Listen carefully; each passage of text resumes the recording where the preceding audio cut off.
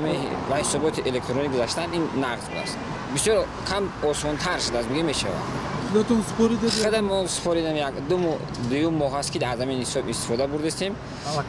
علاقه یاد گرفتیم و روی ما این بسیار آسان نسبت پیشتره.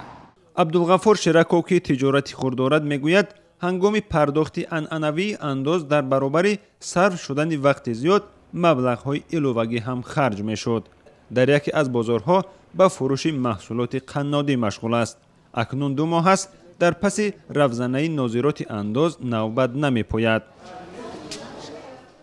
در تاجیکستان از اول سال جاری پرداخت‌های الکترونی مبلغ اندازها شروع شده است، ولی به گفته مقامات این نهاد اندازسپارندگان تا حال به درستی نمی‌توانند از این خدمت رسانی استفاده کنند.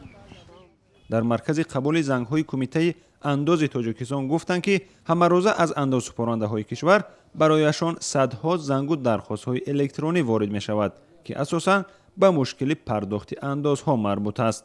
اندازپرنده میتواند به تشریف آورده مقامات انداز ثبات الکترونیک پیشنهاد کند، لیکن با سببی که همون استفاده همون را نمیدوند بسیار زنگ‌ها همون آخر مهلت پیشنهاد ثبات پیشبینیش دیگه زنگ میزنن میگن که ما ترتیب پیشنهاد ثبات اندازه با ما کمی باشند معلوماتی.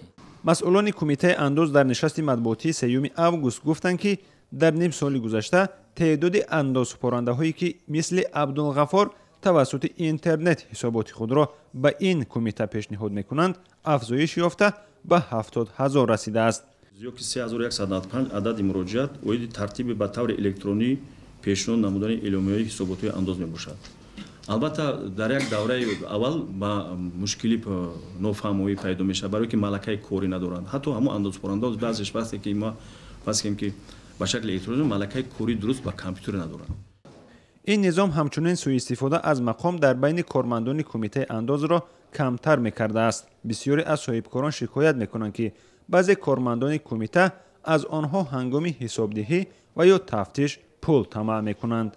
با گفته اقتصاددانها نظام پرداخت الکترونی هم پیش راه فسادکاری را میگیرد و هم مواردهایی را که مبلغ تا به خزینه دولت نمیرفت پیشگیری میکند. هرچند مقامات شیوه پرداخت را آسان کرده است، ولی همه ساله صدها صاحبکار و کارخانه با سبب گرانی انداز فعالیت خود را قطع میکنند. شادمان یتیم، اسکندر فیروز، آزادی دوشنبه.